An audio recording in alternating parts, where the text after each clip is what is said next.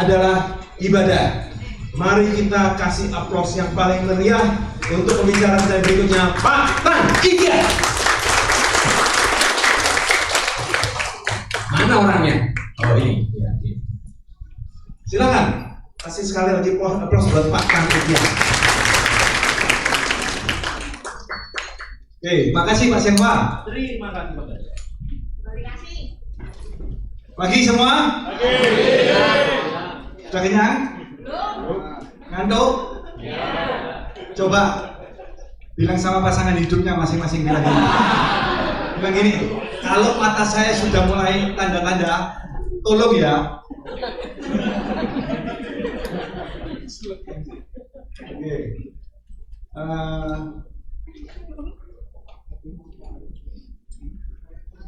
Siapa yang terinspirasi tadi dari sesinya Pak Markus? Semua ya? Teman-teman tadi sudah dengar bahwa kesuksesan, sukses sejati itu ada 6 harta. Bukan hanya salah satu harta yang biasanya kita cari, biasanya cuma harta benda. Setuju ya? Ya. Kita semua di sini pengen pasti mencapai sukses sejati. Siapa di sini yang pengen sukses sejati? Oke, semua ya. Oke. Kan kita namanya road to success, artinya ada perjalanan untuk menuju sukses itu. Jadi ada aktivitas yang harus kita lakukan untuk mencapai sukses jati, nggak tiba-tiba nongol sampai di sana.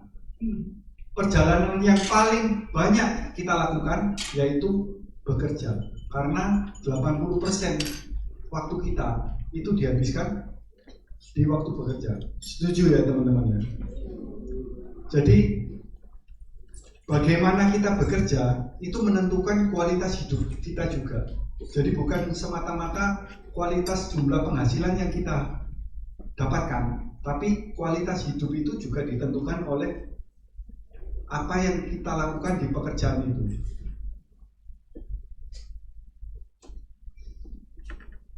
Jadi alat kita itu adalah pekerjaan. Sekarang ada pertanyaan refleksi ya buat teman-teman ya. Apa yang Anda syukuri selama 2 tahun ini di dalam pekerjaan saudara? Coba, ada poinnya ya. Siapa yang mau jawab? Saya Pak. Oke. Apa yang Anda syukuri selama 2 tahun bekerja ini? Dengan bekerja ini saya membantu perekonomian keluarga, terutama ayah saya. Ayah saya seorang bayaran, jadi jarang di rumah. Saya juga membentuk karakter rumah tangga untuk ibu saya yang kurang peran ayah.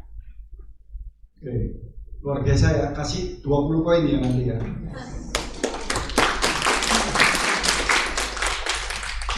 Oke teman-teman, jadi banyak hal fondasi dari segala sesuatu ya. Banyak orang yang mungkin sudah bekerja, tapi mereka itu sering mengeluh, baik istilahnya banyak yang ngomong kan bayarannya kurang lah, kerjanya terlalu banyak lah, apalagi zaman-zaman saat seperti sekarang ya, Gen Z, dikit-dikit kalau nggak ada karir yang meningkat, dia pindah. Karena tontonannya sekarang kan banyak yang nonton kan, Timothy Ronald, berapa triliun kan dalam usia 24 tahun.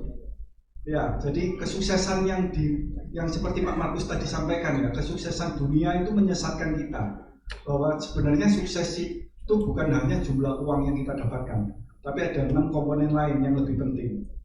Nah, di dalam bekerja sendiri seperti sekarang, saat ini teman-teman, siapa yang merasa terpaksa dikirim ke sini?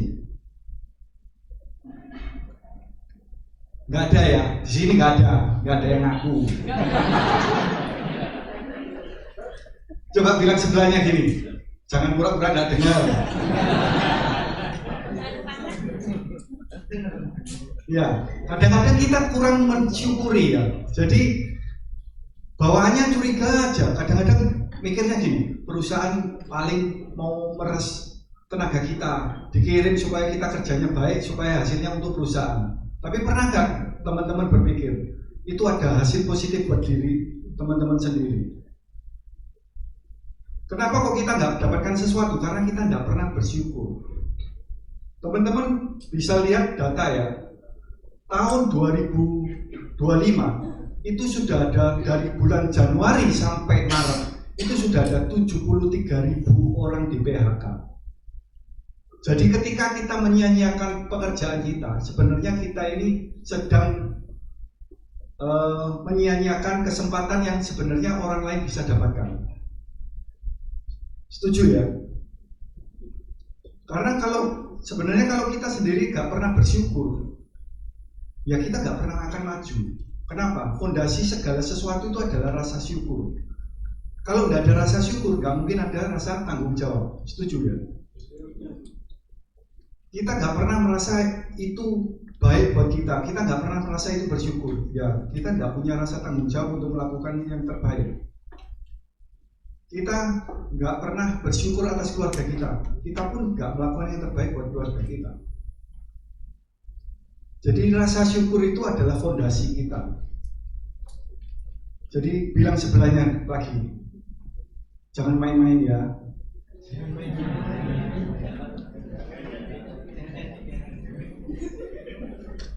Jadi bersyukur itu kalau segala sesuatu akan terasa menyenangkan apabila kita mau bersyukur dengan setiap hal-hal kecil yang sudah kita dapat. Jadi syukur itu apa sih? Syukur itu adalah bentuk menghargai apapun hal kecil yang sudah kita dapat. Tapi yang biasanya kita nggak pernah bersyukur kenapa? Karena kita fokusnya pada sesuatu yang kita tidak punya. Jadi lupa pada apa yang kita punya. Sehingga kadang-kadang ketika kita kehilangan apa yang kita punya, baru namanya menyesal. Karena kita menganggap hal itu tidak berharga sampai kita kehilangan. Nah, kalau ngomong yang paling nggak bersyukur ya, bukan teman-teman ya, karena nanti saya akan cerita, saya ini orang yang nomor satu yang paling nggak bersyukur. Jadi makanya saya hari ini berdiri di sini bukan bukan mau menggurui, tapi saya akan bercerita perjalanan saya, bahwa ada pengalaman saya yang mungkin teman-teman perlu ketahui sehingga tidak perlu mengulangi apa yang saya lakukan. Karena saya ini orang yang paling sombong. Nah, kita kalau ngomong ya, John Ortberg pernah bilang ini, kehidupan yang berarti ketika seseorang itu melakukan hal yang benar pada waktu yang benar dengan cara yang benar dan sikap yang benar. Contohnya gimana? Hal benar. Contohnya kita seringkali mungkin melanggar lalu lintas, lalu ketilang. Biasanya apa? Kita paling gampang kan cari mudah dengan menyuap. Kenapa kita menyuap?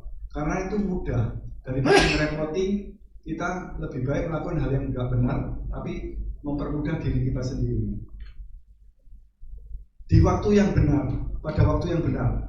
Pada waktu yang benar itu artinya kita melakukan pada waktu kita masih punya.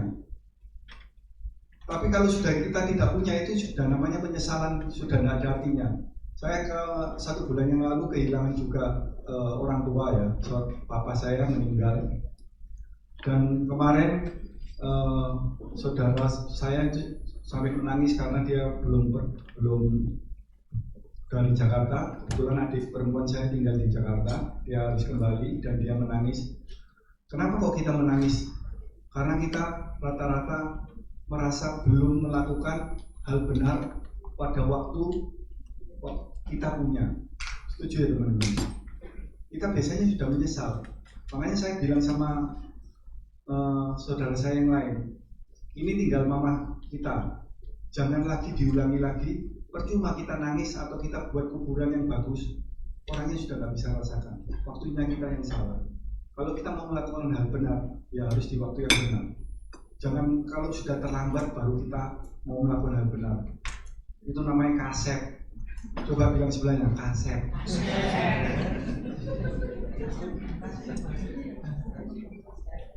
Ya, caranya pun harus benar. Contoh cara yang benar itu gimana? Kalau kita salah, kita yang minta maaf, betul ya? Tapi kadang-kadang kalau kita minta maaf ya, kan gini, sorry ya, aku gitu karena kemarin kan kamu duluan. Itu bukan minta maaf, itu cari perkara. Namanya aja minta maaf ya, tapi minta maafnya minta kembalian. Jadi tetap maaf tapi bukan salah saya. Ya, jadi kita juga harus punya sikap yang benar. Sikap yang benar. Jadi niatannya itu penting. Cara benar tapi niatnya salah. Niatnya cuma pencitraan juga tidak baik buat kita karena tidak ada manfaat yang terjadi. Jadi kita baca sama-sama ya. 3, 2, 1. Kehidupan yang berarti seseorang yang melakukan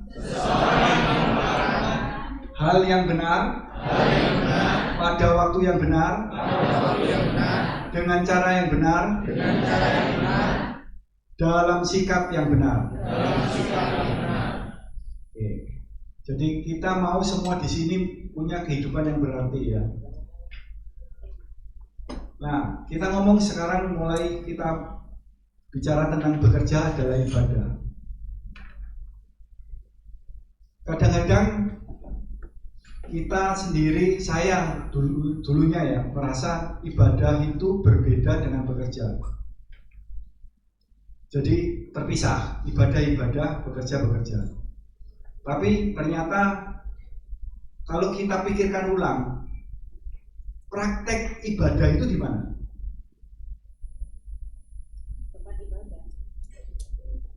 Tempat ibadah itu untuk buat ritual ibadahnya kan. Ya. Tapi praktek ibadahnya itu di mana? Di kehidupan kita sehari-hari. Dan kehidupan kita sehari-hari yang paling dominan menghabiskan waktu kita di mana? Tempat bekerja. Kan lucu loh, kadang-kadang kita ibadah ya, ritual ibadah. Kita ngomong, saya doa sama Tuhan, Tuhan beri saya kesabaran. Tapi waktu di dunia kerja saya marah-marah. Jadi sabarnya itu di tempat ibadah. Yaitu artinya seperti sama aja kita kalau punya anaknya itu sekolah, pinter sekolahnya, tapi waktu praktek nggak pernah lulus. Jadi kita ini prakteknya justru di tempat bekerja kita. Itu yang bukan tempat bekerja aja ya, sebenarnya di kehidupan kita sehari-hari ya. Tapi yang dominan kita lakukannya di mana? Ya di tempat kerja kita. Itu cerminan hasil ibadah kita. Kalau saya ngomong sama tim saya ya, saya sama Bu Asi ya, nanti kita akan dengarkan juga dari Bu Asi. Kadang-kadang kita itu kalau diskusi ngomong-ngomong sama, kadang-kadang kita lihat ada teman-teman termasuk saya dulunya ya, mungkin giat melakukan liturgi, ritual ibadahnya, tapi tidak membuat hidup kita berubah. Sampai-sampai kita itu bertanya-tanya, kita waktu ritual liturgi, waktu berdoa itu mau supaya kita berubah atau Tuhannya yang berubah? Karena mungkin lama-lama Tuhan kan jemu juga ya, dengar kita berdoa, beri kita kesabaran tapi kita gak sabar-sabar, beri kita kasih tapi kita sendiri gak mengasihi, beri kita keadilan tapi kita sendiri gak adil. Nah, apa kita itu setiap kali ritual supaya Tuhannya yang berubah, bukan kita yang berubah. Harusnya kan membuat kita yang berubah. Jadi kalau kita ngomong bekerja adalah ibadah, yaitu prakteknya sebenarnya. Tempat kita praktek. Doa itu jadi kenyataan di mana? Ya di aktivitas kehidupan kita sehari-hari, terutama di pekerjaan kita. Jadi definisi bekerja adalah ibadah itu adalah niatannya. Jadi kalau kita ngomong aktivitasnya, pekerjaannya adalah pekerjaan halal yang dilakukan dengan cara yang benar, dengan niat yang benar. Niatnya harus benar. Ya, ini bukan gambar saya ya. Itu gemuk, saya kurus. Jadi kalau kita ngomong bekerja ini bukan sekedar untuk memenuhi kebutuhan perut, tetapi juga demi menjaga harga diri dan martabat kemanusiaan yang seharusnya dijunjung tinggi. Jadi kita punya harga diri. Kalau saya ingat-ingat ya, dulu itu saya pernah dengar dari mana ya, Sri Mulat atau apa gitu. Tapi dia ada kata-kata bagus juga. Dia bilang manusia itu harus punya 3 diri. Harga diri, percaya diri, dan tahu diri. Orang yang terlalu percaya diri tapi tidak tahu diri itu jadi orang sombong. Bilang sebelahnya kemeru. Ya, jadi orang sombong. Tapi orang yang terlalu tahu diri tapi tidak percaya diri itu jadi orang yang pesimis. Tapi yang paling parah waktu itu Sri Mulat bilang gini, kalau orang tidak punya harga diri lebih baik mati, dijual diri. Enggak ya, guyon ya. Jadi penting sekali bahwa kita harus mengimbangkan. Kita ini boleh percaya diri, tapi kita juga harus tahu diri. Kita boleh tahu diri, tapi kita juga harus percaya diri. Jadi itu harus seimbang semua. Jadi kita bekerja itu bukan sekedar untuk memenuhi kebutuhan perut, tapi ada manfaat yang kita bisa berikan. Harusnya seperti itu. Bukan bekerja itu cuma bertahan hidup. Karena kita jadi manusia pasti bisa berdampak buat orang-orang sekitar kita. Setuju ya teman-teman ya? Nah ini akan saya ceritakan ya. Jadi tahun 91, ini kalau teman-teman lihat, saya mulai tahun 91 sampai tahun 2005 ya. Itu saya pindah-pindah kerjaan. Saya selalu pindah-pindah kerjaan. Ya, karena saya ini orang yang termasuk tadi salah satu diri, terlalu percaya diri. Jadi lupa diri sehingga tidak tahu diri. Saya merasa saya bisa berkontribusi. Jadi kalau ada tawaran yang lebih baik, saya pindah lagi. Ada tawaran yang lebih baik, saya pindah lagi. Sampai tahun 1999-2005 saya punya sendiri toko retail untuk gadget milik saya sendiri, handphone ya. Itu saya mulai bisa beli rumah, lalu beli mobil, punya toko sendiri, hidupnya sudah boju, HP-nya sudah lipat, belum ya, belum ada lipat itu. Masih zamannya Nokia ya, Ericsson ya. Nah, apa yang mau saya tunjukkan sama teman-teman mulai tahun 91 sampai 2005 itu, bahwa saya bekerja saat itu adalah untuk mencari keuntungan pribadi, artinya untuk sekedar uang. Jadi mana yang menawarkan uang lebih banyak, itu pasti akan saya terima. Saya kejar itu. Tapi apa yang terjadi? Ketika saya melakukan itu, saya lupa bahwa ada hal-hal yang lebih penting, yang seperti yang Pak Markus tadi sampaikan ya, bahwa ada 6 harta lainnya. Saya cuma bangun itu cuma 1 harta. Harta apa? Harta benda. Tapi apa yang terjadi? Tahun 2005 saya harus bercerai. Rumah dijual, toko dijual, semuanya dijual. Saya nggak punya apa-apa lagi. Sampai satu titik saya sempat sampai nggak makan. Sorry, sebentar ya.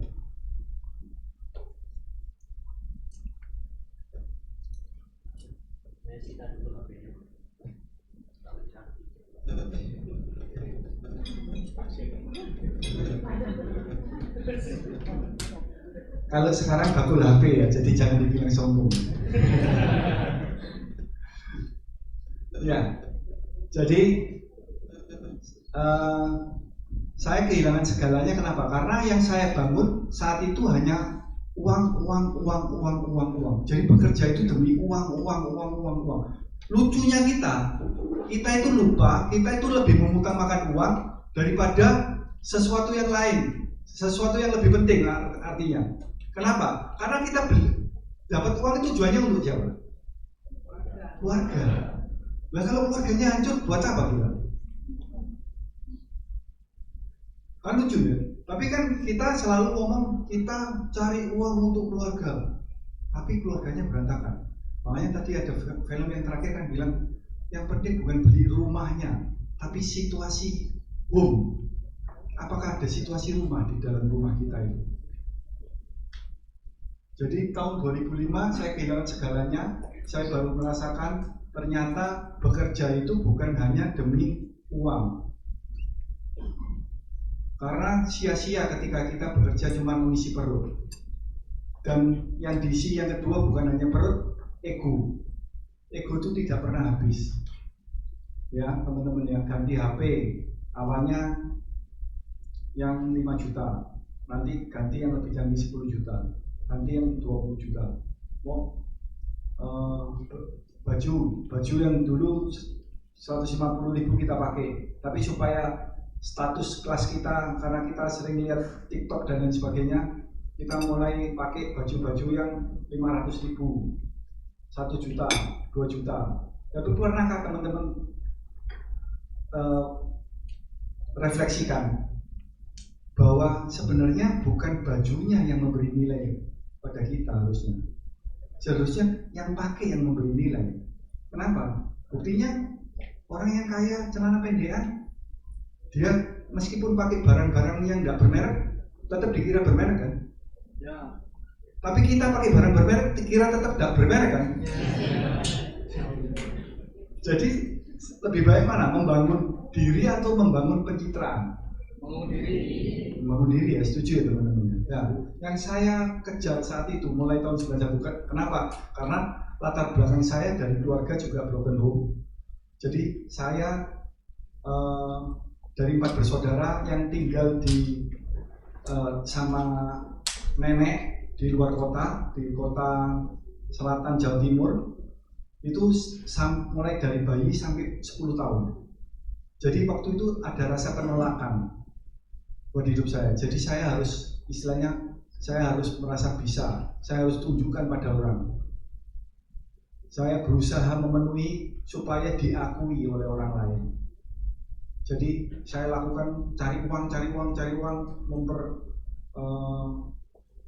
menambah istilahnya pakai baju mahal, beli mobil, apa, ganti semuanya. Tapi ternyata akhirnya sia-sia. Kenapa? Karena keluarga yang saya bangun, saya lupa bangun. Yang saya bangun cuma pasir.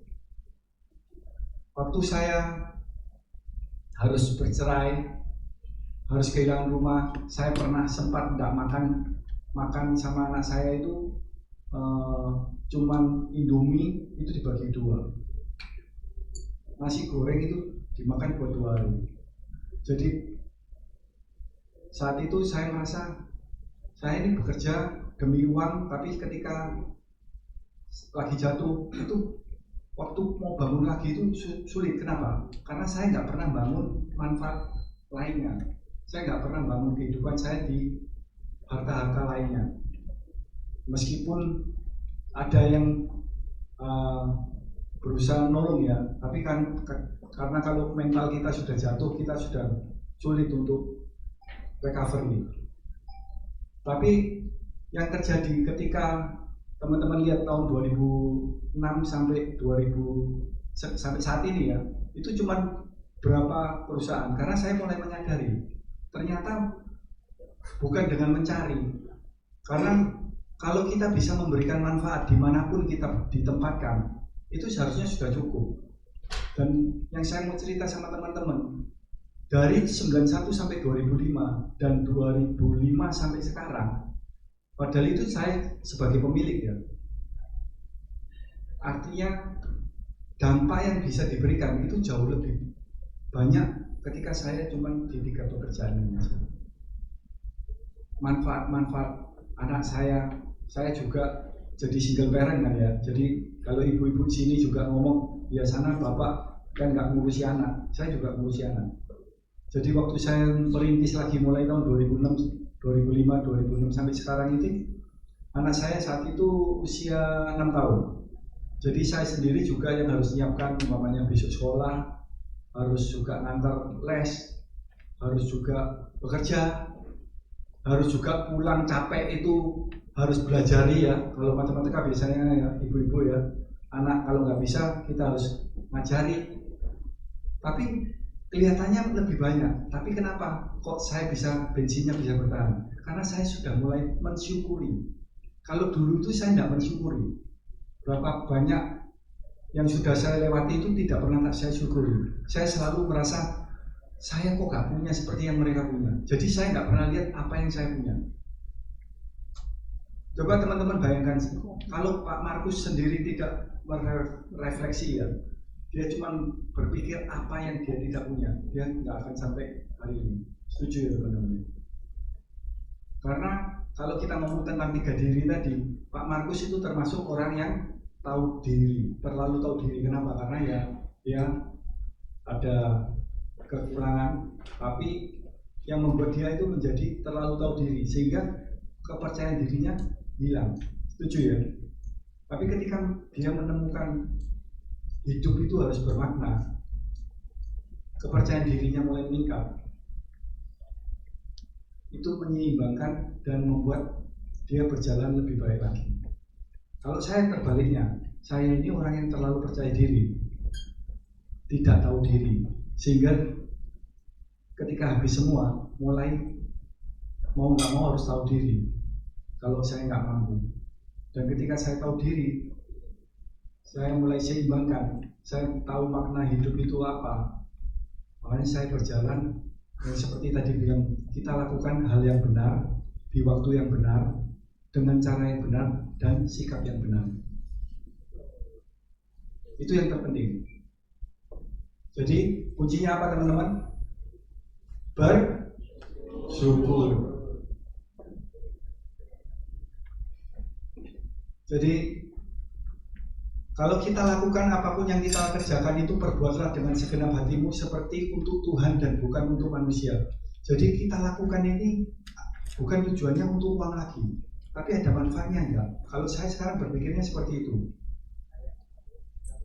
Percuma kita bisa belikan anak kita mainan, tapi kalau tidak bisa membuat dia itu jadi anak yang nanti berbakti atau anak yang bertumbuh mandiri waktu dewasa. Setuju ya teman-teman? Lebih penting mana, memberikan dia nilai atau memberikan dia mainan?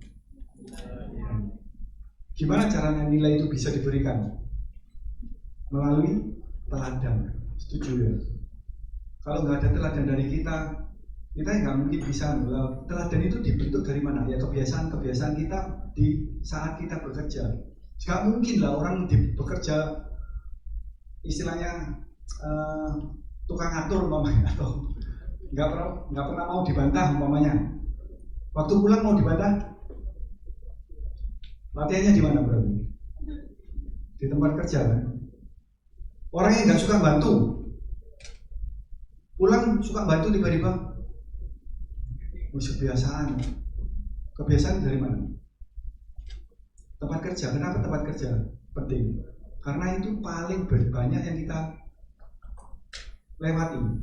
Itu yang membentuk jadi karakter kita. Itu kebiasaan di tempat kerja itu yang membentuk. Jadi kalau kita ngomong, kita itu waktu berbuat baik untuk manfaat orang lain, itu kembalinya ke manfaat kita sendiri. Otomatis itu.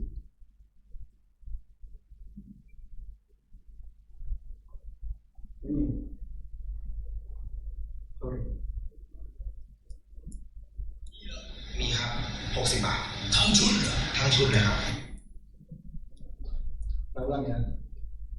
Ini ada กล้องวงจรปิดขายไง ทั้งชุดนี้ก็ 9,900 บาทครับ ถูกไม่มีเหรอ มีครับ60 บาท ทั้งชุดเหรอ ทั้งชุดเลยครับ มีอะไรบ้าง มีปลาดุกสะเดาน้ำปลาหวานครับ เพื่อนเล่นเหรอฮะ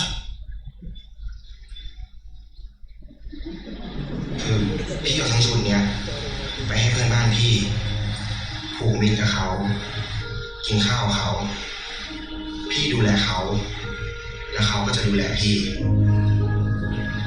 เพราะเพื่อนบ้านคือกล้องวงจรปิดที่ดีที่สุดครับผม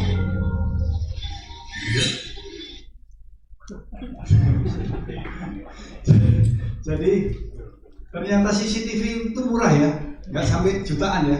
Berapa? Cuman berapa? 30.000. Karena ternyata sebenarnya ada banyak hal yang tidak bisa kita beli dengan uang. Itu yang tadi Pak Markus mau sampaikan.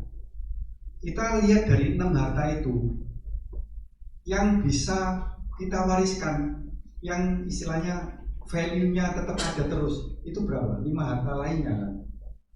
Yang harta benda itu kan kalau kita wariskan ke anak kita juga bisa habiskan. Setuju ya teman-teman?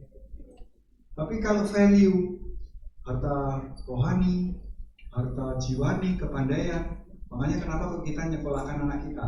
Karena kita kasih mereka adalah kesempatan lebih baik daripada orang yang tidak bersekolah. Apakah menjamin dia sukses? Tapi tidak. Tapi dia diberikan leverage istilahnya. Kalau saya bilang itu leverage, daya ungkit. Kalau orang yang punya kemampuan lebih, itu pasti punya kemungkinan lebih besar, kesempatan lebih besar. Ya, makanya teman-teman yang kadang-kadang kita mengeluh kita tidak pernah dapat kesempatan. Pertanyaannya bukan kita tidak pernah dapat kesempatan, tapi tolong tanya sama diri teman-teman sendiri, berapa siap ketika itu kesempatan itu datang.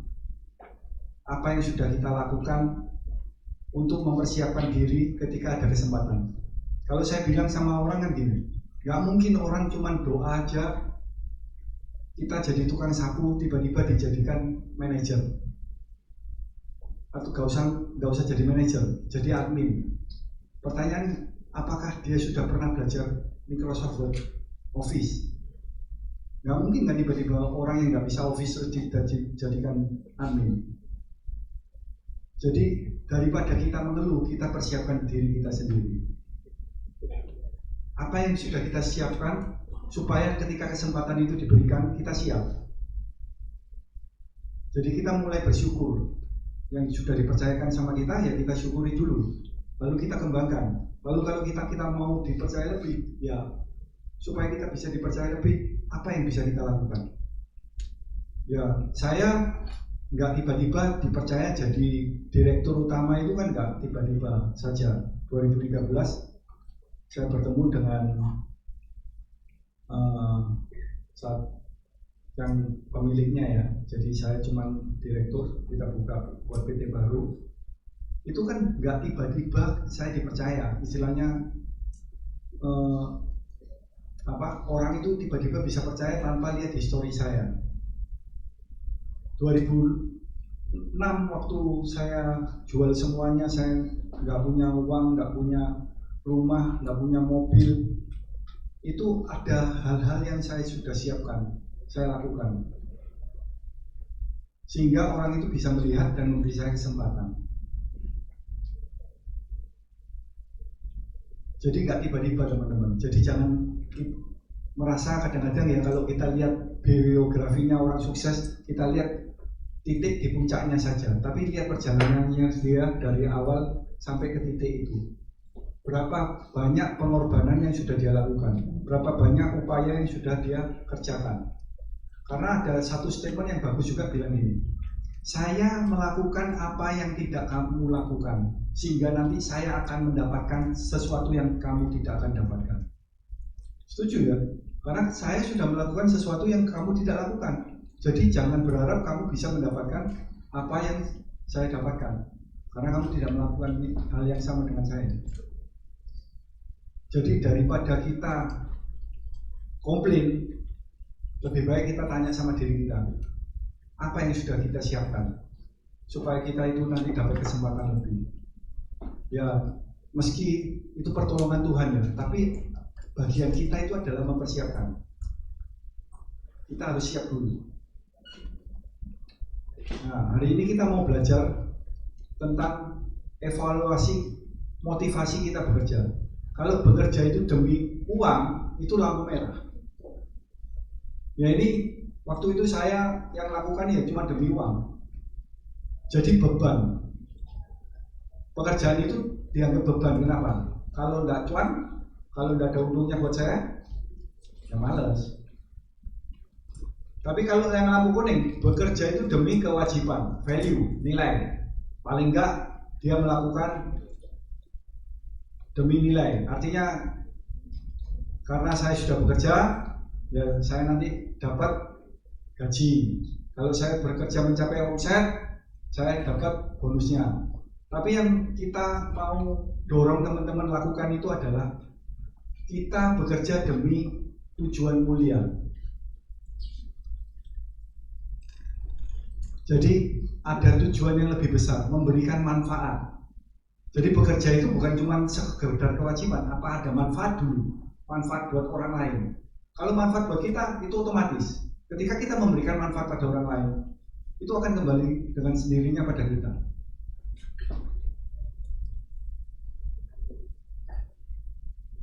Jadi coba bilang sebelahnya, mau hijau bro, bilang.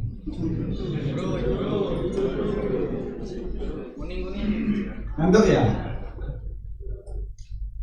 Ya. Jadi kita sama-sama mau jalan hijau. Tujuannya road to success itu adalah kita mau berjalan hijau. Kenapa? Kalau kita berjalan dengan lampu merah itu tadi, lampu merah itu harusnya apa sih? Kalau lampu merah, kalau kuning, oh gaspol biasa kok. Kuning kok katanya sudah siap-siap berhenti, enggak? Biasanya tambah di gaspol ya kan?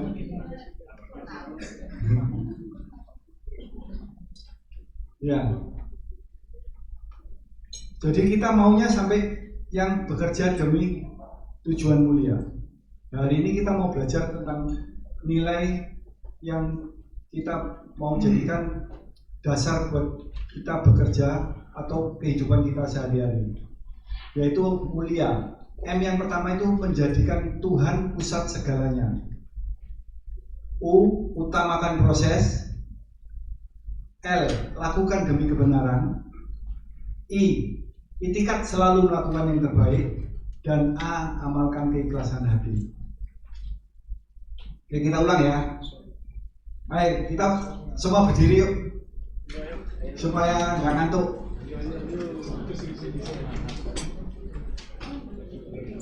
Coba. Mulia. M, menjadikan Tuhan pusat segalanya. U, utamakan proses. L, lakukan demi kebenaran. I, itikat selalu melakukan yang terbaik. A, amalkan keikhlasan hati. Tepuk tangan buat teman-teman. Silakan duduk.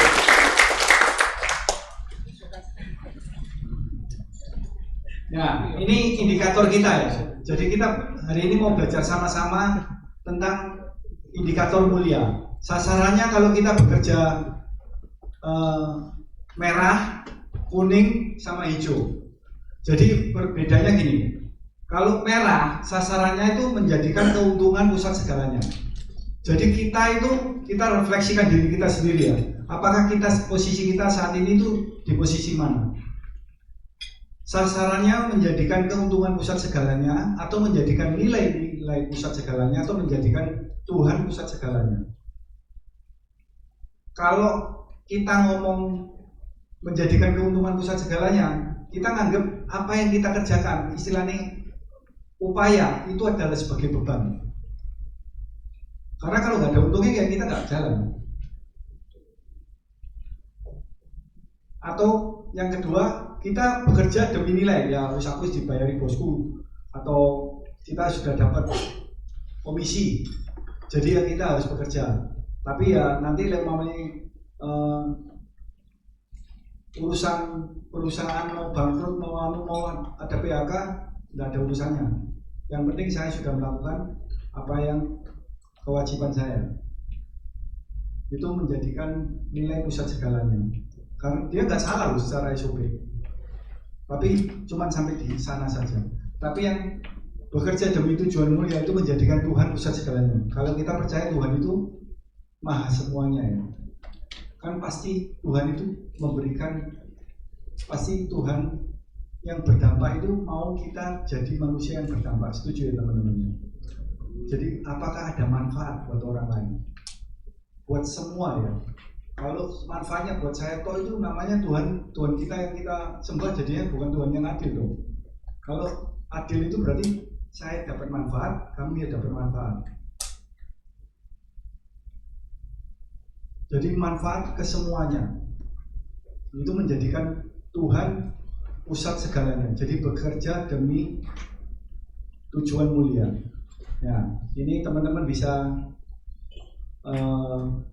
refleksikan ya, posisi kita, apakah kita sama seperti saya saat itu bekerja cuma demi uang, atau saat ini saya sudah berusaha bertumbuh jadi pekerja itu untuk tujuan mulia. Jadi bedanya gini, kalau dulu saya kan pernah sampai saat ini juga bekerja di perusahaan asuransi.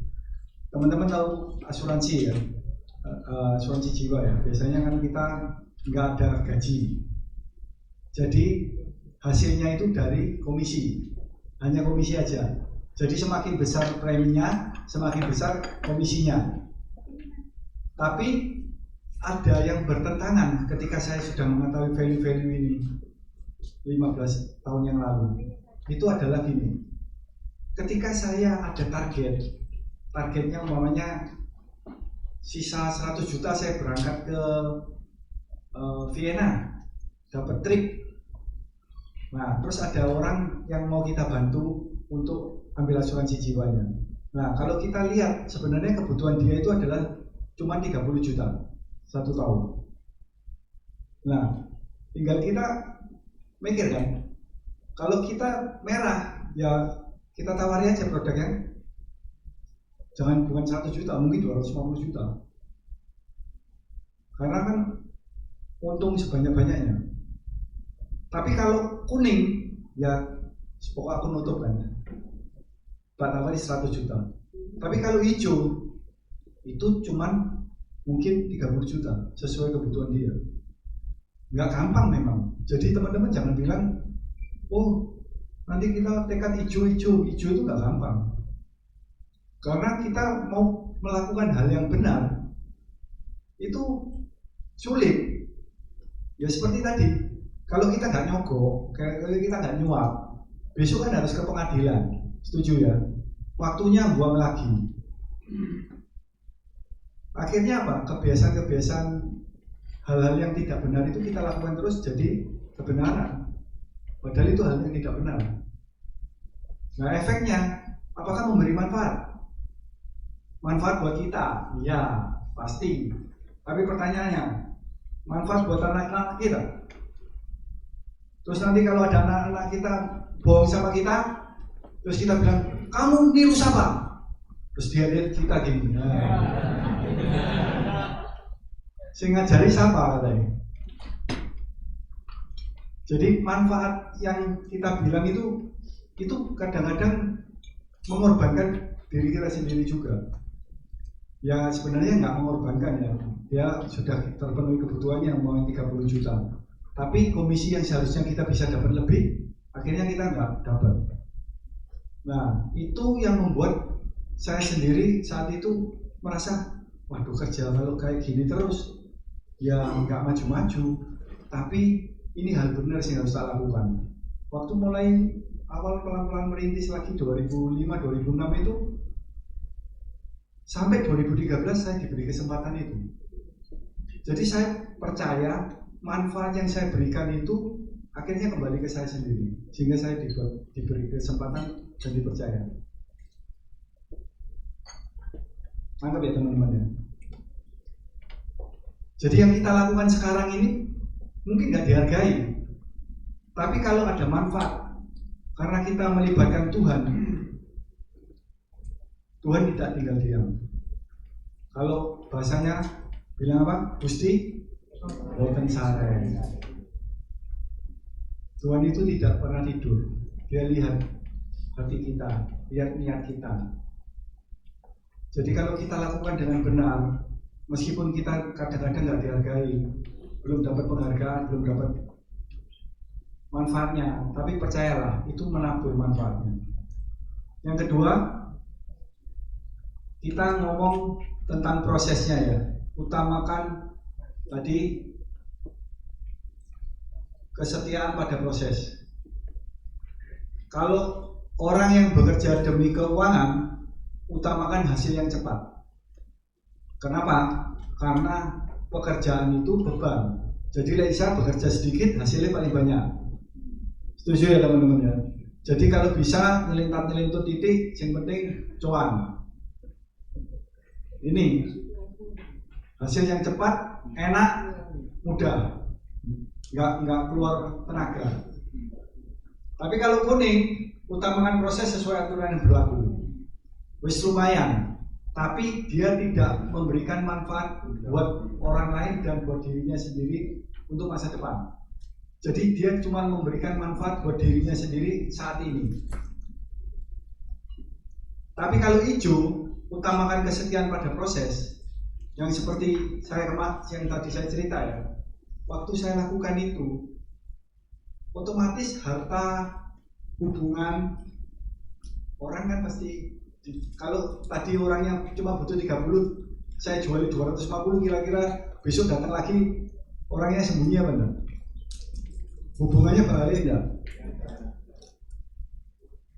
Tapi kalau orangnya sebenarnya mampu bayar 100 tapi saya ternyata kasih dia yang terbaik, kasih 30, akhirnya hubungannya gimana? Jadi baik, lebih percaya kan? Nah itu kan memberi manfaat. Kadang kita nggak sadari, sepertinya seolah-olah kita ini orang bodoh. Tapi manfaat masa depan, bukan manfaat saat ini. Jadi kalau kita ngomong utamakan kesetiaan pada proses itu, kita lakukan itu untuk memberikan manfaat, bukan hanya cuma kewajiban. Ya, yang NUL sekarang ya, lakukan demi keuntungan. Jadi segala sesuatu tolong ukurnya bukan benar salah, tapi cuan atau tidak. Kalau di tengah, bekerja demi nilai, lakukan demi kebaikan. Artinya bukan kebaikan, artinya lakukan sesuai aturan. Kalau ada aturannya, ya sudah bisa dilakukan. Contoh, kalau nolak gratis, kalau yang kiri dikasih suap, terima nggak? Terima, cuan ya kan. Tapi kalau yang tengah,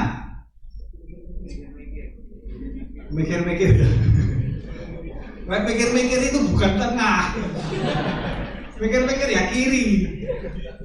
Karena kalau tengah itu sudah ada peraturan perusahaan umpamanya, ya dia takutnya bukan takut sama Tuhan, takutnya takut sama peraturan, pasal-pasal. Tapi kalau yang kanan, lakukan demi kebenaran karena tahu itu hal salah, tidak ada manfaatnya sama sekali. Kita bisa bohong, pulang bohong, tapi percayalah, kita terima suap, kita itu ngasih contoh buat anak-anak kita, generasi kita selanjutnya. Mau nanti sudah tua, ya saya kan kejadian saya sama ayah saya itu selalu bilang, saya kan 4 bersaudara, 3 pertama itu laki, saya nomor 2, yang terakhir cewek. Ayah saya itu tukang judi, tapi juga peminum.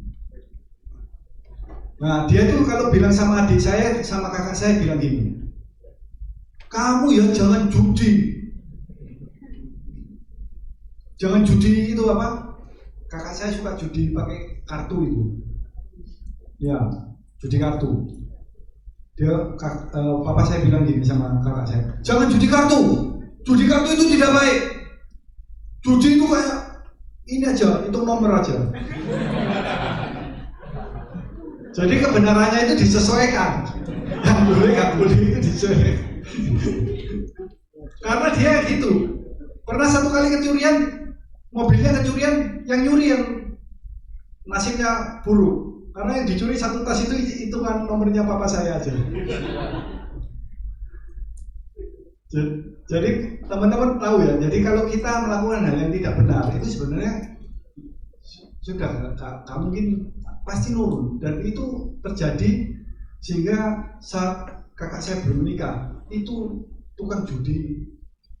Maksudnya dia kecanduan judi. Jadi kita nggak memikirkan apa yang kita lakukan itu ternyata efeknya masih panjang. Padahal kita ngomong kita ini orang yang beragama, setuju ya teman-teman? Ya. Kita tiap hari melakukan ritual, kita nggak pernah terlambat. Tapi pertanyaannya, apakah ritual-ritual yang kita lakukan itu merubah kita?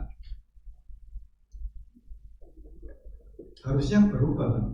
Makanya kita lihat dari mana prakteknya ya, praktek sehari-hari itu ujiannya. Percuma anak kita sekolah pintar tapi terus tidak dapat pekerjaan, setuju ya? Yang penting prakteknya, yang penting hasilnya. MULI ya, I. Ini lakukan demi kebenaran ya. Sorry. Ini kalau terima suap harus bilang no. Coba bilang sebelahnya gini. Jangan thank you, siapa tadi bilang thank you? Suruh bilang no, katanya bilang thank you.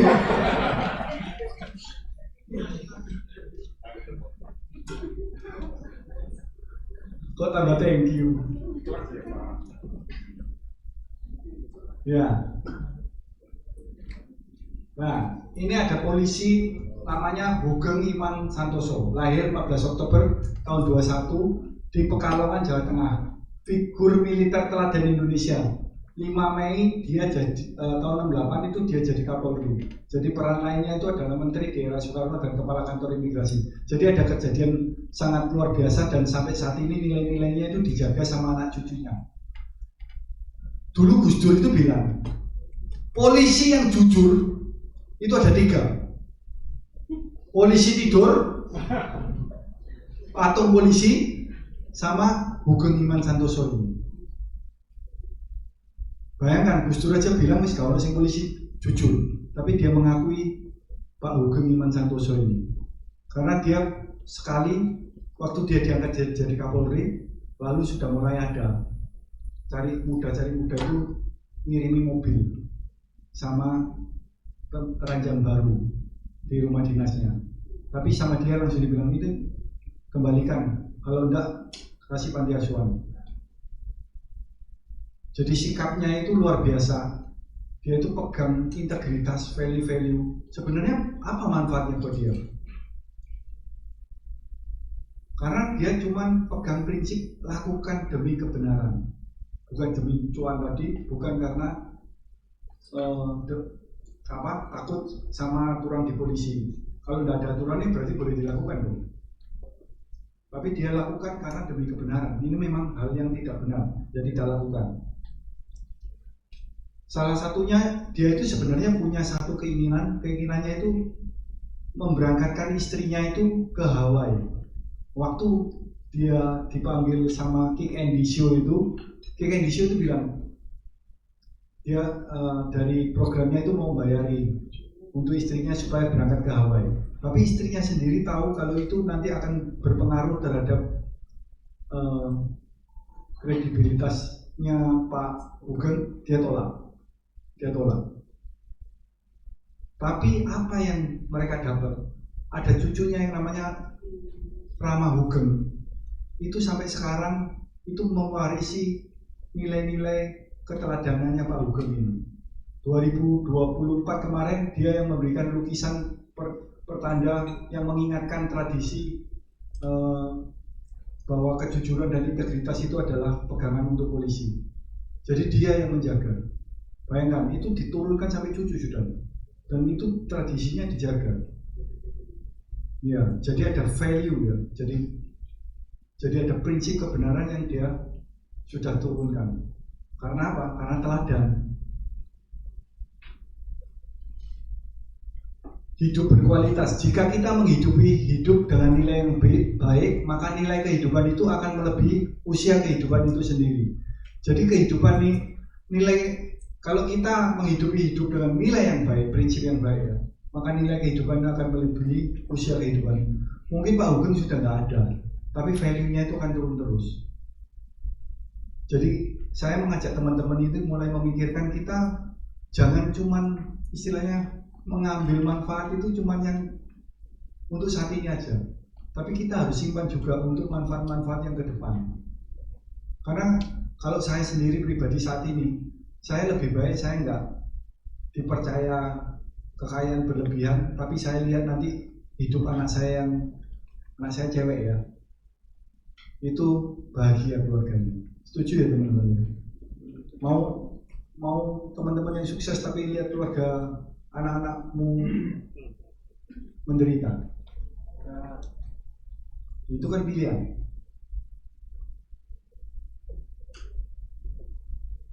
Ya, MULII, itikat memberikan yang terbaik. Kalau bekerja demi keuangan, ya itikat berdasarkan keuntungan. Jadi ada itikat ketika ada untung. Karena tadi kan ingat ya teman-teman, yang merah itu pekerjaannya itu, aktivitasnya itu dianggap beban. Kalau yang kuning dianggap kewajiban.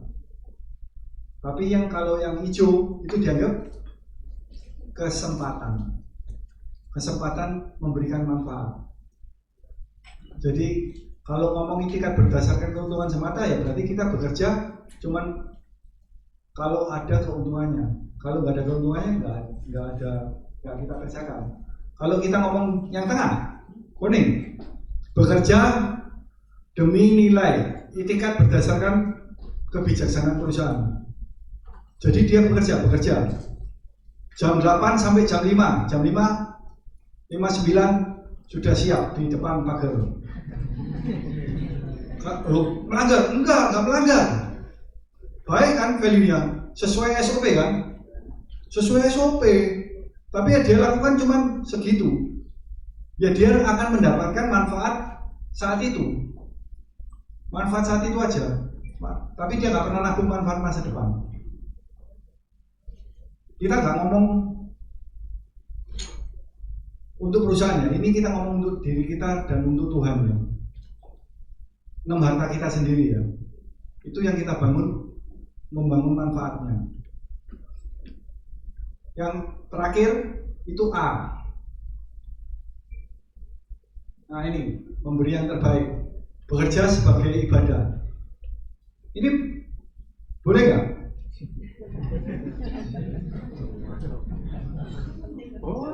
Boleh dong. Loh salah lah. Ada kebakaran dia kerja nggak? Oh iya. Salahnya apa?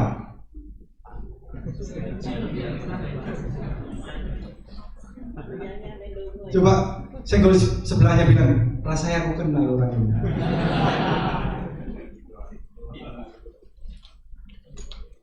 Ya, ini boleh nggak? Ini yang apa? Warna merah, kuning, hijau. Kuning. Setuju ya teman-teman ya. Ini kuning. Kuning itu melakukan pekerjaannya, tapi melakukan pekerjaannya nggak memberikan yang terbaik. Karena apa? Ya pokok aturan gitu, pokoknya tak siram ya. Kecuali kata semprot salah. Wis tak semprot. Tapi kan capek. Sampai duduk masuk tak boleh. Terus dibalik ternyata yang kebakaran rumah kita, yang nyambut orang ini. Kira-kira kita bilang gimana? Terima kasih ya Pak. Gitu. Sudah berusaha. Ya, nah bedanya kalau yang hijau dia bekerja sebagai ibadah. Karena dia apa manfaatnya buat dia? Makanya kita harus apresiasi setengah mati pemadam kebakaran apa, karena dia mempertaruhkan nyawanya. Untungnya loh buat apa? Kalau bayangkan kalau yang direkrut itu orang-orang yang cari cuan, wih panas, nggak usah.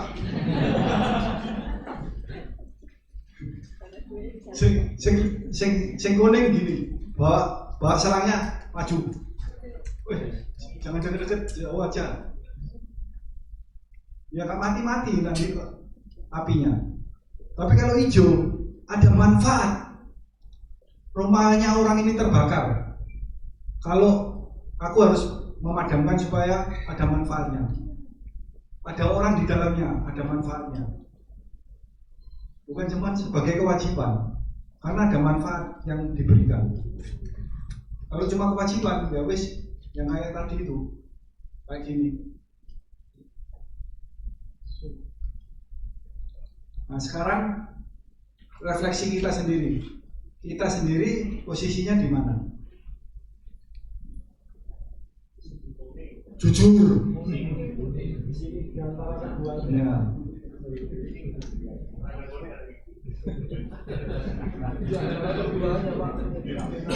Jadi teman-teman tahu ya, kita lakukan itu bukan untuk perusahaan, kita lakukan itu untuk Tuhan. Jangan salah. Karena waktu saya memberikan yang terbaik, mulai dari awal memberikan yang terbaik. Contoh, saya sekarang direktur. Waktu diberi kepercayaan toko, nanti saya undang juga Bu Asi ya, akan cerita ya mulai awal ya. Jadi Bu Asi ini yang kita jadi satu tim, dari kita dipercaya mengelola 2 toko ya Mbak Bu Asi ya, 2 toko sekarang jadi 5 toko. Itu sebenarnya kalau kita ngomong memberikan itikat yang terbaik, kita sendiri, kalau khususnya saya sebagai direktur, kalau saya buka cabang baru, itu sebenarnya ada insentif yang saya nggak terima, karena harus dibuat modal kerja baru. Kalau saya nggak ngembangkan boleh nggak? Dapatnya banyak. Tapi saya jadi orang kuning. Tapi tetap saya kembangkan. Padahal ada risiko rugi kan mengembangkan. Kenapa? Karena saya bisa memberikan manfaat. Buka toko baru itu berarti ada pegawai baru, menghidupi berapa kepala keluarga lagi. Tapi kadang-kadang yang mengorbankan diri kita. Loh, umpamanya kita dapat profitnya sudah dapat bagian berapa persen itu. Persentasenya kan berkurang kalau ada modal baru. Nah, itu namanya kita memilih mau di kuning atau di hijau.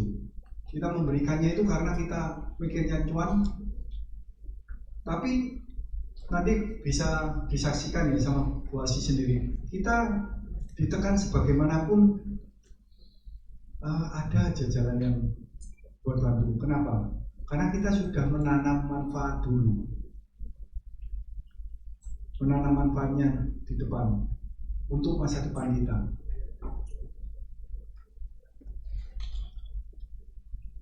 Yang terakhir kita belajar tentang A ya. Amalkan karena pamrih. Jadi kita amalkan karena pamrih atau amalkan karena ada di SOP-nya, atau amalkan karena keikhlasan hati. Lalu tidak ikhlas gak bisa memang. Kayak tadi kita antara milih, itu harus korbankan. Lek gak ikhlas, Bu Asi kadang-kadang juga kasih kesempatan sama tim baru. Orang ada, kita punya tim, salah satu timnya itu ayahnya meninggal, temannya Bu Asi, teman lama lah, di kantor lama. Itu ayahnya meninggal, ada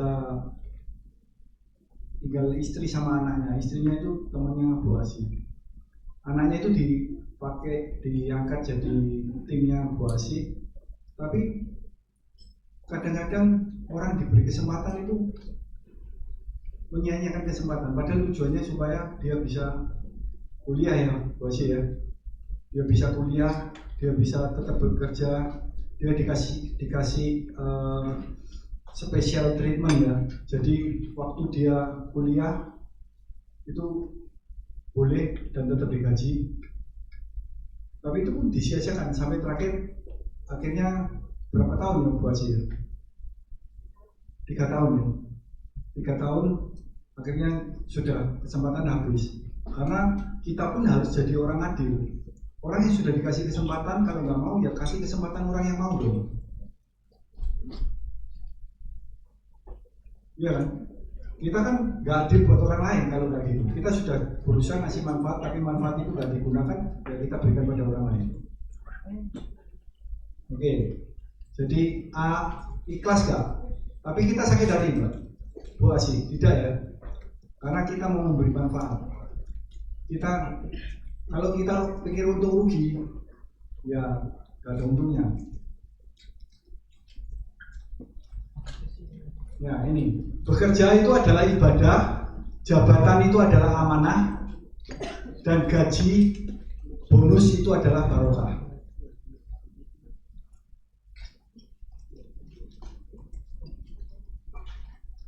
Ini tips-tips ya. Ini tips-tips dari untuk tips dalam bekerja ya. Kalau kita ngomong L, lakukan demi kebenaran, itu kita ngomong integritas. Kita harus jujur dan bisa dipercaya. Kenapa? Kalau sekarang nyari orang pintar itu gampang, ya, tapi nyari orang jujur itu lebih sulit. Setuju ya teman-teman ya?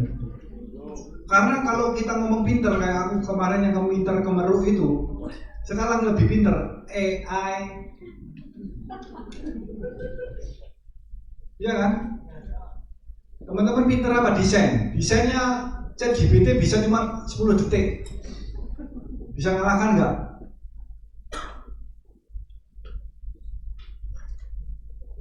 Jadi yang pertama itu kita lakukan demi kebenaran, value-nya jujur dan bisa dipercaya.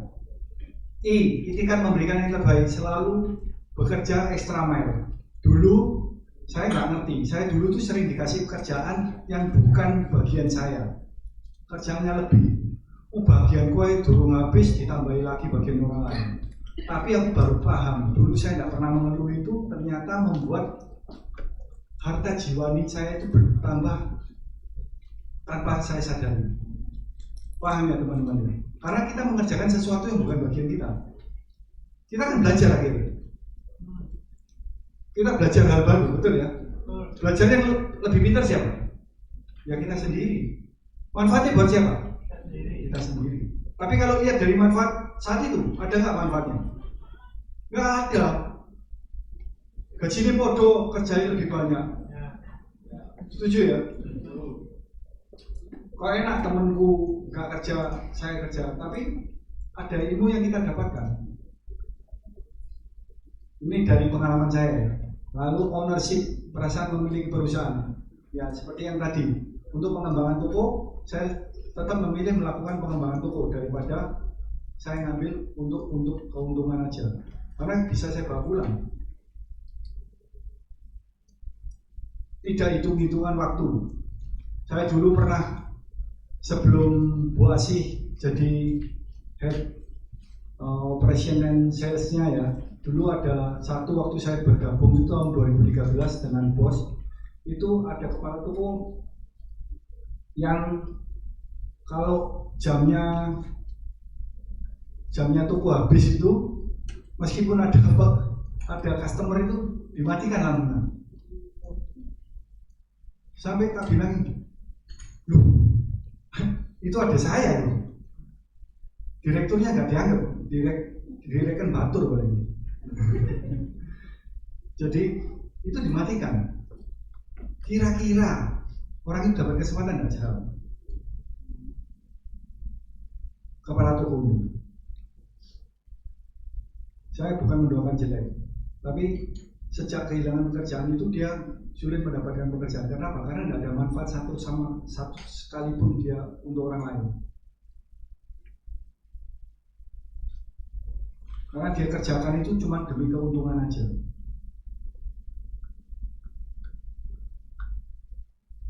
Jadi tidak hitung-hitungan waktu. Saya dulu tidak pernah hitung-hitungan waktu. Saya bantu banyak dan sebagainya. Kayak sekarang kita ngomong asuransi, kita kerja asuransi. Asuransinya sudah ikut 10-15 tahun yang lalu. Ini ada orangnya kena kanker, ngeklaim tiap bulan. Komisi sudah tidak dapat, dilayani enggak? Terus kewajiban tidak ada, terus enggak mau perusahaan yang sama. Tapi kita layani, kenapa? Karena kita bukan sekedar kewajiban, tapi itu kesempatan buat kita untuk menjadi manfaat buat orang lain. Kesempatan yang diberikan Tuhan, kesempatan kita praktek ritual ibadah kita. Kita ritual ibadah supaya dipimpin Tuhan supaya menjadi orang lebih baik. Disuruh praktek baik, kan? Baik. Kalau malaikat lihat itu, Mani bilang prep. Ya. Yang kelima, mau melatih dan mendelegasikan pekerjaan kepada tim. Jadi mulai melatih orang. Amalkan keikhlasan. Kadang-kadang orang takut nanti kalau tak ajari caraku Kan ada ya, sistem lama kan gini. Nanti kalau ilmuku tak kasih, aku nggak dipakai lagi. Ya salah siapa sebenarnya? Salah kita sendiri. Kita kasihkan ilmu, kita juga belajar lagi dong. Itu namanya pemalas, gak berani kasih karena gak mau belajar lagi. Nah terus kita ngomong, nak belajar, boku bapakku juga gak tahu belajar, nyuruh kita belajar. Kalau kita belajar, kita niat belajar ya. Kebetulan anak perempuan saya mau ikut karena saya juga orangnya suka belajar. Ada hal baru, saya belajar lagi. Ada hal baru, saya belajar lagi. Belajar bukan untuk manfaat saya sendiri, tapi saya memberi manfaat pada orang lain ketika saya mendapat mengisi lebih itu. Yang terakhir, tidak membangun perusahaan di dalam perusahaan, lakukan demi kebenaran. Kalau di tempat saya paling banyak, kalau toko handphone itu kalau ada orang beli, dia ambilkan barang dari tempat lain, terus dijual lagi. Kan nggak pakai stok toko. Ya, kalau saya ngomong sama Bu Asi, kita harus ngawasi bukan karena kita takut rugi, tapi karena kita harus jadi manfaat buat tim kita. Karena kalau dia sudah punya mental seperti itu seperti saudara. Kita nganggap tim itu keluarga. Kira-kira kalau adikmu yang mencuri kamu biarkan apa kamu teruskan? Ya bagus, rampok aja. Jangan jadi maling, jadi rampok aja lebih baik. Kan nggak gitu kan? Kalau kita nganggap keluarga, kita tegur itu bukan karena perusahaan itu nggak istilahnya gini. Dampaknya itu, kerusakannya itu lebih besar pada pribadinya daripada berdampak sama perusahaan. Perusahaan cuma kehilangan harta benda, tapi orang yang melakukan itu kehilangan semua harta lainnya. Harta bendanya nambah, 5 hartanya hilang. Nah kalau kita lihat keluarga kita seperti itu, masuk kita diamkan? Ya kan kita harus tegur.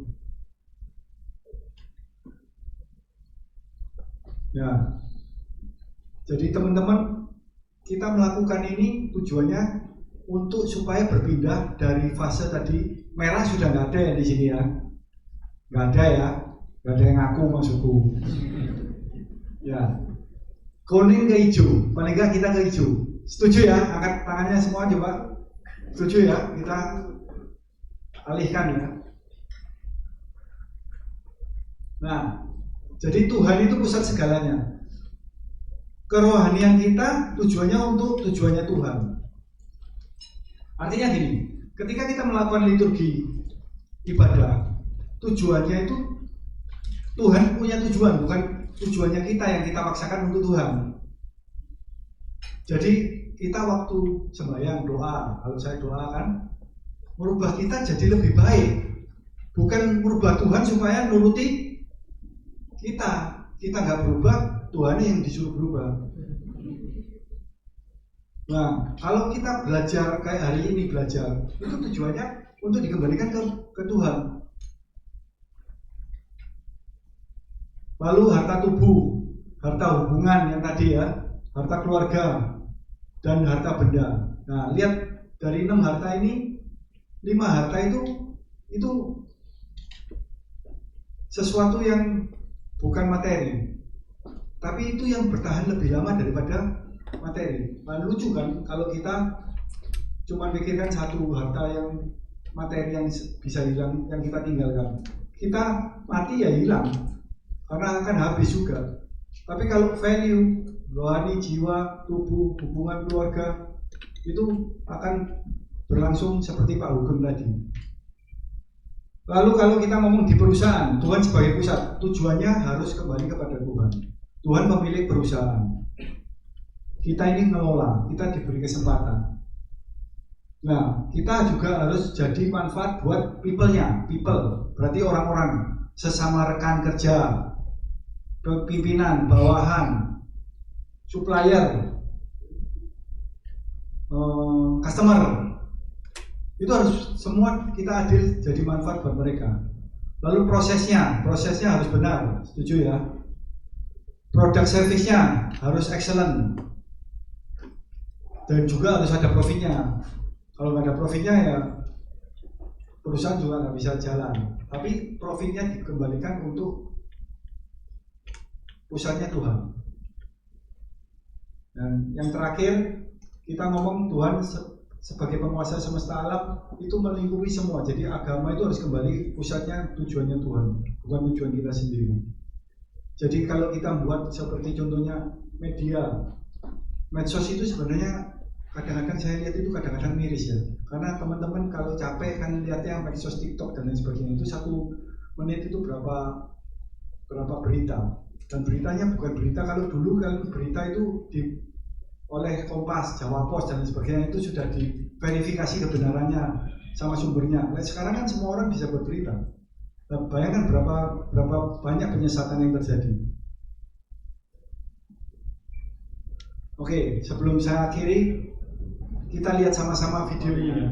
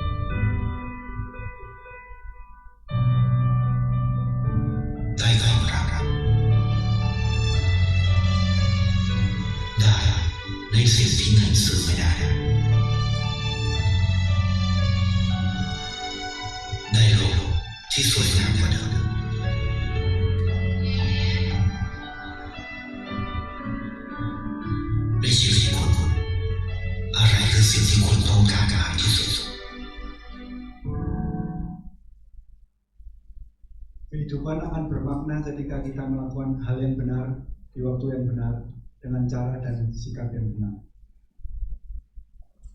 Jadi kita ingin 4 hal ini jadi dasar buat kita. Kita punya value mulia, kita kembali ke tempat kita untuk praktek ya teman-teman. Ini kita sama-sama baca dan jadikan komitmen kita.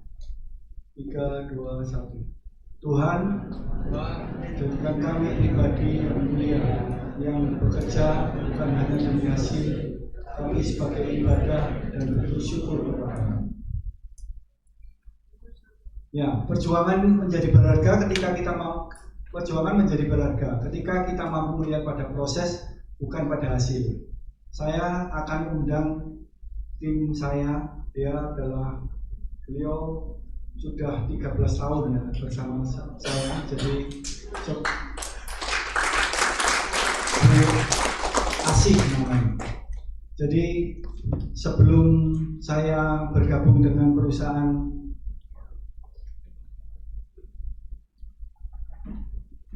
pemilik Bu Asi ini sudah mulai tahun 1999 ya Bu Asi ya. Jadi sudah sekarang kalau ikut bos berarti 25 tahun ya Bu Asi ya.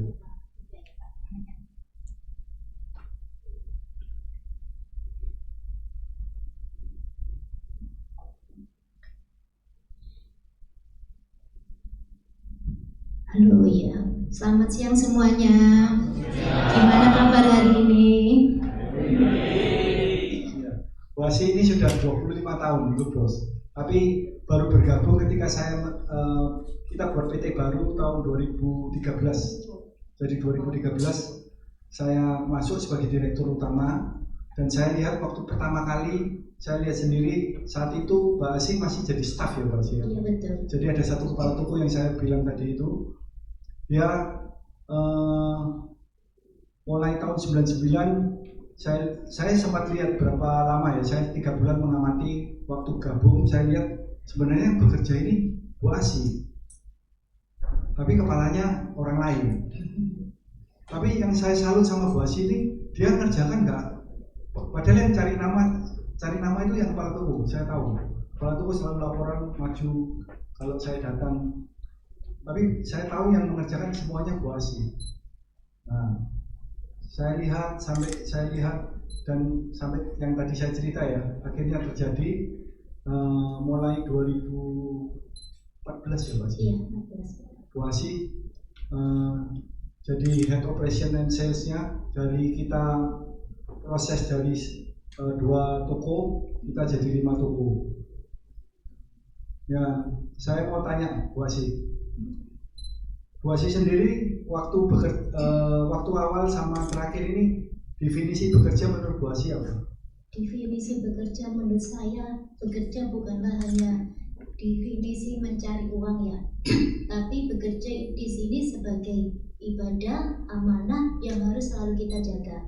Karena bekerja di sini merupakan wujud rasa syukur saya kepada Tuhan, karena sudah dikasih kesehatan, kepercayaan, sehingga saya bekerja secara semaksimal mungkin.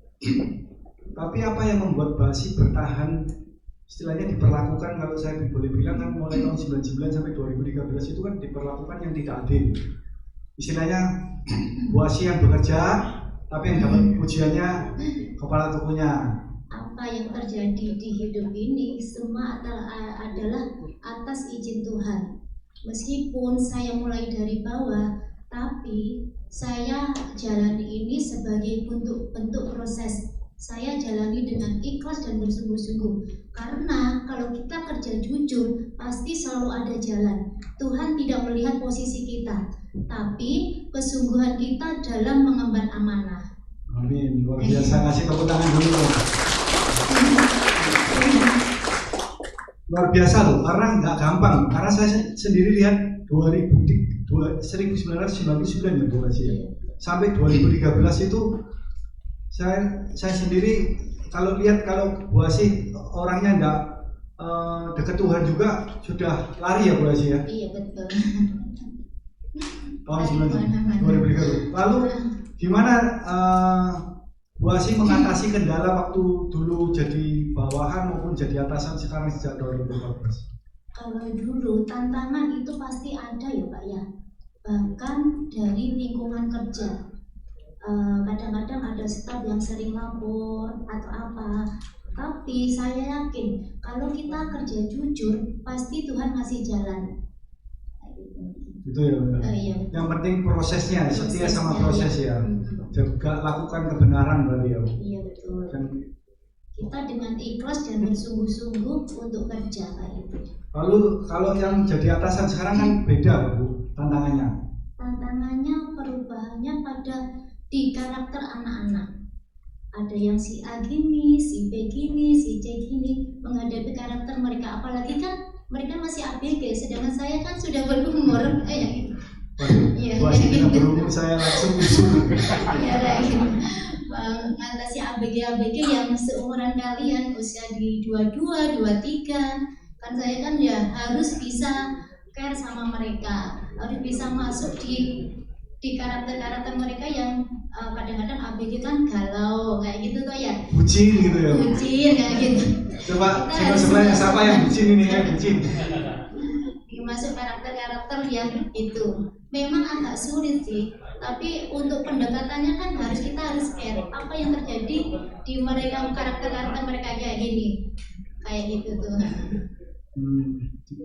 Jadi meskipun sudah, tapi saya lihat berarti Bu Asih itu siap sebagai bawahan, karena jadi bawahan yang baik sekarang bisa menjadi pimpinan yang baik ya. Karena saya lihat kita tidak mungkin jadi seorang orang tua yang baik kalau kita tidak pernah jadi anak yang baik. Jadi itu otomatis ketika kita berhasil menjadi bawahan yang baik, kita pasti akan menjadi pimpinan yang baik. Ya semoga ya Pak Asih ya. Amin. Lalu Bu Asih sendiri tahun 2025 baru Januari baru berangkat umroh. Nyangka nggak? Saya tidak menyangka sama sekali. Ini adalah jawaban atas doa-doa saya dan rasa syukur saya kepada Tuhan. Saya juga berterima kasih banget kepada Pak Tan Ikyang karena sudah mensupport saya untuk berangkat umroh. Amin. Dari sini kita bisa mengambil hikmah. Jika kita jaga niat, jaga hati, ikhlas dan mensyukuri setiap apa yang diberikan kepada Tuhan, Tuhan akan memberi kejutan-kejutan tepat pada waktu. Amin. Bu Asih mungkin ada pesan-pesan mungkin sama teman-teman terakhir sebelum kita akhiri. Teman-teman, syukuri apa yang menjadi tanggung jawab kita hari ini. Jangan remehkan pekerjaan. Jangan remehkan pekerjaan kita hari ini, karena disitulah Tuhan sudah punya rencana besar buat kita. Lakukan yang terbaik meskipun belum dianggap baik, karena dari situ Tuhan melihat dan menghargai niat baik kita. Oke, terima kasih Bu Asih. Pesan saya terakhir, semoga sharing kita berdua bisa menginspirasi teman-teman. Tetap semangat dan selalu bersyukur. Wow, menarik ya. RTS. Oke. Sampai sesi ini yang merasa